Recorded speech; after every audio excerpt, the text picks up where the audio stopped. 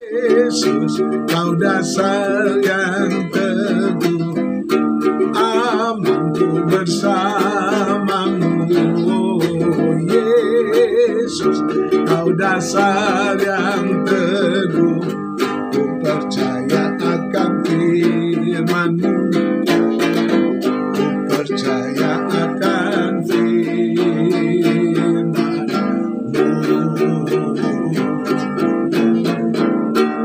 percaya akan firman Allah dari sekarang dan sampai selama-lamanya. Terus dengan Tuhan sampai ke rumah Bapa, pulang ke rumah Bapa, berjalan. Bukan mati loh, kita nggak mati, kita juga nggak meninggal, tapi kita pulang ke rumah Bapa. Hanya melewati kuburan kalau mungkin, tapi ada pengangkatan, harpazo. Kalau Tuhan datang, kita nggak mati lagi kan, kita terus diangkat sampai ke rumah Bapa. Oke, nah rekaman kali ini memperbaiki renungan tentang kesetiaan Allah yang diremehkan dan dipermainkan. Keluaran 32 menjadi contoh bagi kita. Tulis Paulus kan dari 1 Korintus 10 buat jemaat di Korintus, dan itu untuk kita orang percaya juga sepanjang lintas generasi, bahwa jangan sampai kita mempermainkan dan meremehkan kasih karunia Tuhan. Nah, kita sampai ke poin ketiga, mau ulangkan poin keempat dan 5 ya dari renungan ini, bahwa kasih karunia Tuhan itu dengan tegas Roh Kudus mengajarkan kita bahwa cukup kasih karunia Tuhan berikan. Itu poin yang keempat. Tidak mungkin kita kekurangan kasih karunia Tuhan. Tidak mungkin kekurangan. Dia sudah menyediakan kasih karunia yang cukup. Itu poin yang keempat. Supaya kita renungkan itu baik-baik ya. Jadi saya mengulang lagi kembali, kasih karunia Allah itu meliputi apa? Mencakup 1A, darah anak domba Allah, darah Yesus Kristus untuk menyucikan kita dari segala dosa. B, firman-Nya tiap hari, air susu yang murni yang kita butuhkan daripada Tuhan. Terus tiap hari kita harus minum. Ini sekarang lihat di televisi ada banyak promosi tentang susu-susu yang baik katanya untuk, oh ya sudahlah, tapi ada susu yang murni, air susu yang murni itu firman Allah, firman Allah itu, karena firman itu bersama-sama dengan Allah dan firman itu juga Allah ya. Kemudian yang ketiga, C, bagian C, kuasa Roh Kudus yang diam di dalam kita. Begitu kita bertobat, Roh Kudus begitu menghinggapi kita, apalagi kita dipenuhi dengan firman, artinya Roh Kudus terus memenuhi kita, menjalani kita, mengingatkan kita, jangan membuka diri untuk kompromi dengan dosa. Sekali-sekali dong, kali, lama-lama kan itu meluap tuh, karena bermain-main terus dengan dosa, akhirnya banjir begitu mengerikan saudara. Jangan bermain-main. Ini bukan banjir saja di Indonesia atau di Bekasi, di seluruh dunia. Hidrometeorologi, satu perubahan iklim yang luar biasa, hutan ditebang, bikin kertas, kita pakai tisu enak-enak, padahal itu dari hutan habis semua, tidak ada lagi air.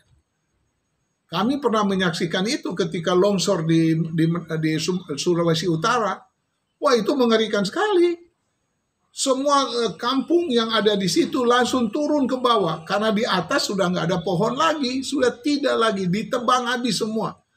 Jadi di wilayah manapun di Indonesia ini, di seluruh dunia, kalau sampai alam sudah rusak, kita mau nunggu sampai 25-30 tahun baru tanam lagi, silakan. Tapi itu lama. Oke, yang kelima, berarti orang Kristen tidak boleh gagal, harusnya tidak boleh gagal. Tetapi kasih karunia itu sudah diberikan untuk kita lebih dari cukup untuk menang terhadap dosa. DOSA. Iya, itu dia.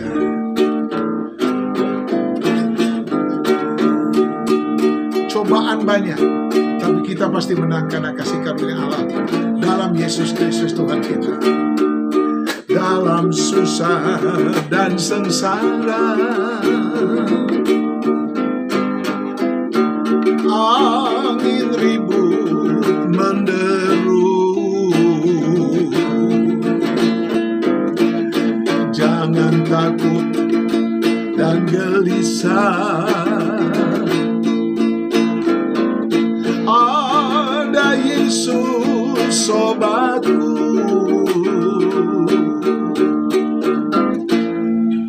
Yesus sobat yang setia. Amin. Jalan hidup yang benar, marilah datang padanya, serahkan segala susahmu.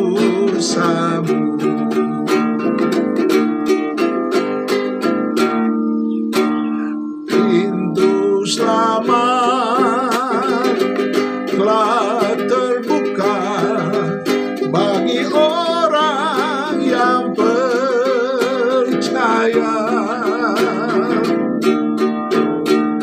Datanglah sekarang, mari datanglah saudaraku.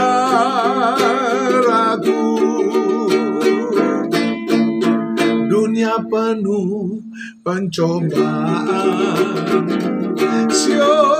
jangan hilang percayamu.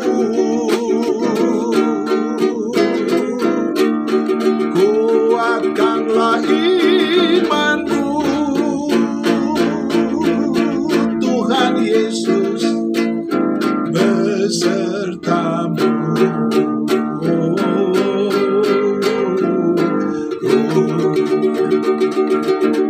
Lagu ini mengingatkan kita nyanyi di Ambo Ina bermazmur sebelum kerusuhan Ambon.